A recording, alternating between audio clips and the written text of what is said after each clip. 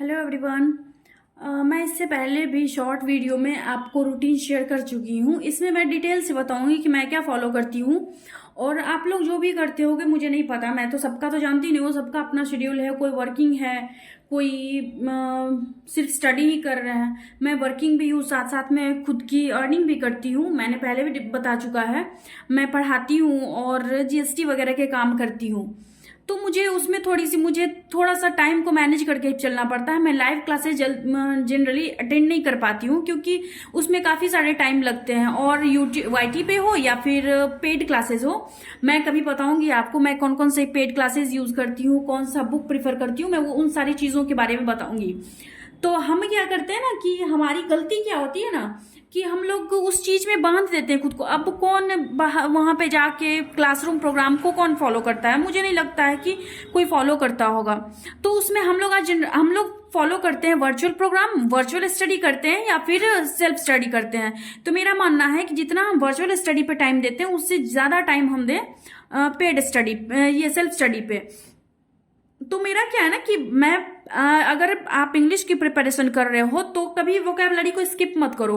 Vocabulary हुआ, descriptive हुआ, इन सारी चीजों को लेकर के चलना पड़ता है। हर एक चीज को लेके चलते हैं। जो लास्ट टाइम गलती हो चुकी इस चीज को मत दोहराओ। सबसे पहले मैं फॉलो करती हूँ, मैं अड्डा 247 के संतोष सर का वोकैबलरी देखती हूँ। One of the most outstanding teacher. मुझे तो बहुत अच्छा लगता है उनका ये वोकैब क्लासेस। फिर करंट अफेयर में आशीष सर का फॉलो करती हूँ, आशीष गौतम सर का, वो भी अड्डा के ही है। मैं जो सारा ये रूटीन जो है ना अड्डा का ही फॉलो करती हूँ। लेकिन मैं क्या करती हूँ कि मुझे करंट अफेयर में मुझे टाइम लगता है तो मैं इसका लाइव क्लास अटेंड नहीं करती हूँ, मैं इसका रिकॉर्डेड देखती हूँ। और रिकॉर्डेड कैसे देखती हूँ? एक बार मैं उसको ये करती हूँ, पहले उस करंट अफेयर को अच्छे से सुनती हूँ, एनालाइज करती हूँ, फिर लिखती हूँ कुछ जो कि याद भी करना होता है। और उसमें से कुछ को क्या करती हूँ कि जैसे मतलब पूरे एक बार तो पहले देख ली, दूसरा टाइम में क्या होता है कि मैं जैसे कुकिंग की या फिर कुछ ऐसा वर्क करती हूँ जिसमें कि मेरा ज्यादा दिमाग नहीं, तो कान को सुनना, बार बार सुनना ज्यादा इंपॉर्टेंट होता है। तो मैं उसको चला के छोड़ देती हूँ ताकि मैं उसे सुनती रहूं, तो मुझे याद होता है। उसके बाद क्या करते हैं, इंग्लिश का बेसिक ग्रामर वाला क्लास करना, अटेंड करना बहुत इंपॉर्टेंट होता है। मच मोर इम्पॉर्टेंट, उससे ज्यादा इंपॉर्टेंट क्या बताऊं, कुछ भी नहीं है। इंग्लिश अगर स्किप करके चलोगे तो कुछ नहीं हो सकता। उसके बाद मैथ्स का मैं क्वांट का करती हूँ। इन सारे सर का आप चाहो तो पेड कर सकते हो, ये लाइव क्लासेस अटेंड कर सकते हो, लेकिन मैं नहीं करती हूँ क्योंकि मुझे उसमें एक बार मैं पढ़ चुकी हूँ। तो मैं क्या करती हूँ कि मैं उसको स्पीड में थोड़ा सा बढ़ा देती हूँ ताकि मेरा काम टाइम कम सेव हो जाता है। मैं 1 आवर का ये दी हूँ, टाइमिंग दी हूँ, लेकिन मेरा कम समय में हो जाता है। फिर रीजनिंग सौरभ सर का फॉलो करती हूँ, फाइनेंशियल अवेयरनेस करती हूँ। और ज्यादा टाइम जो है कि मैं सेल्फ स्टडी पे देती हूँ। मैं भी सजेस्ट करूंगी कि आप सेल्फ स्टडी पे ही दो, ज्यादा इधर उधर के फालतू चीजों में समय मत बर्बाद। वाईटी पे बहुत जितना कम समय दे सको उतना दो, उतना कम दो। मैं 4 बजे उठती हूँ, 4 से 4:30 तक मेरा थोड़ा सा मेडिटेशन, मैं बहुत एक्सरसाइज में भी टाइम स्पेंड नहीं करती हूँ। उसमें फ्रेशअप हुआ, थोड़ा सा मेडिटेशन वगैरह ये हो गया।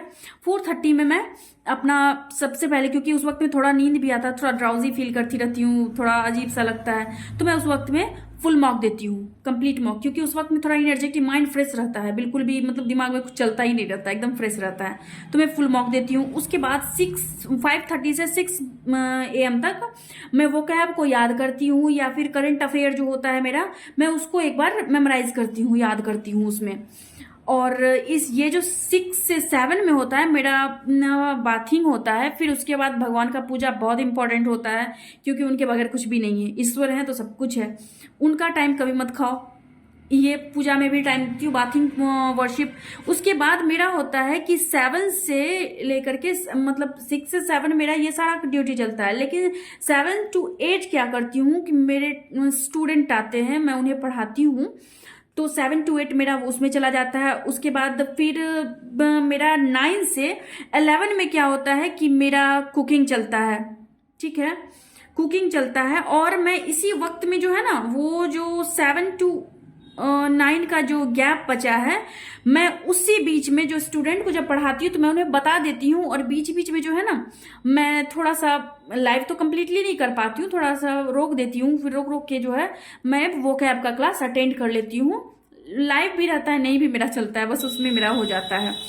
वाईटी पे करती हूँ। वाईटी पे तो रोक सकते हैं, लाइव क्लासेस को भी रोक सकते हैं, तो मैं उसी तरह से करती हूँ। उसके बाद 1 to 1, उसके बाद 9 to 11 क्या होता है कि मेरा कुकिंग का चलता है, मैं कुकिंग करती हूँ। यहाँ पे 6 to 7 क्या होता है कि मेरा ये जो बाथिंग होता है, मैं इधर दे रखी हूँ कि उसमें करंट अफेयर भी है, वोकैबुलरी भी है, तो मैं उसको उसी हिसाब से, जैसे स्टूडेंट को बताई, थोड़ा सा मैं कंप्यूटर क्लास लेती हूँ, तो उसमें क्या होता है मैं बता दी, जब तक वो प्रैक्टिकल करते हैं मैं बीच बीच में अपना क्लास कंप्लीट कर लेती हूँ। उसके बाद 9 से 11 के बीच में मेरा कुकिंग चलता है, अदर वर्क चलता है, घर के भी कुछ काम होते हैं। कुछ स्टूडेंट क्या होता है कि वर्किंग होते हैं या फिर फैमिली में रहते हैं, तो फैमिली मेरा कैसा तो नहीं है खाना नहीं बनाना पड़ेगा, या फिर अकेले रहो तो खाना तो फिर भी बनाना पड़ता है। मेस ज्वाइन कर लो तो बहुत अच्छी बात है, अगर पेरेंट्स सपोर्ट कर रहे हैं तो कर लो, लेकिन वो बहुत दिन तक नहीं चलता है, तो क्योंकि फिर बाद में प्रेशर पड़ने लगता है ये वो, इससे बेहतर है खुद कुकिंग कर लो, अपने हिसाब से करोगे। कुकिंग करती हूँ। उसके बाद 1 to 2:30 मेरा चलता है। यहाँ पे 11 to 12 मेरा क्या होता है ना कि उस वक्त में मेरा इंग्लिश का मैं क्लास करती हूँ। इंग्लिश का जो बेसिक ग्रामर वाला क्लास होता है, मैं ग्रामर का क्लास वो स्पीड में नहीं करती हूँ, मैं एकदम बिल्कुल आराम से करती हूँ, लेकिन मैथ्स के क्लास को मैं स्पीड बढ़ा देती हूँ, फिर मैं करती हूँ। उसके बाद फिर मेरा ये होता है, फिर 11 से ये हो गया, ये लंच और रेस्ट हो गया 1 to 2:30। और इधर मेरा जो क्लास है मैथ का क्लास इसी बीच में आ जाता है 12 to 1 PM, क्योंकि उसको स्पीड बढ़ा के कर देते। फिर रीजनिंग का हो जाता है, रीजनिंग का इसमें गायब होता है। इसी बीच में मेरा 12 to 1 to 2:30 क्या होता है, लंच और रेस्ट मेरा होता है, क्योंकि लंच खुद को करना, फिर घर वालों को सबको करवाना होता है, तो उसमें मेरा चला जाता है। फिर थोड़ा सा आराम भी कर लेती हूँ, क्योंकि 4 बजे उठ के फिर नींद तो आनी सी है, जाहिर सी बात है, नींद तो आएगा ही आएगा, तो थोड़ा सा रेस्ट भी जरूरी है।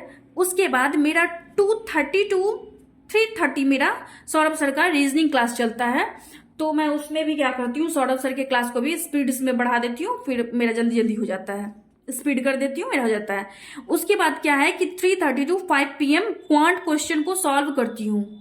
इसमें क्वांट क्वेश्चन एकदम कंप्लीटली सॉल्व होना, चाहे जितने हो जाए, या फिर वो जो टेस्ट वाला बचा हुआ रहता है, ये जो 1.5 घंटे का टाइम है, 1.5 घंटे के टाइम में क्वांट के क्वेश्चन सॉल्व को टारगेट दे देती हूँ कि मैं किस तरह से करती हूँ। इतना अगर टारगेट मेरा जल्दी पूरा हो जाता है तो मेरा जो टेस्ट सुबह में देती हूँ वो शाम को एनालिसिस करती हूँ। टेस्ट एनालिसिस करना बहुत इंपॉर्टेंट होता है फ्रेंड्स।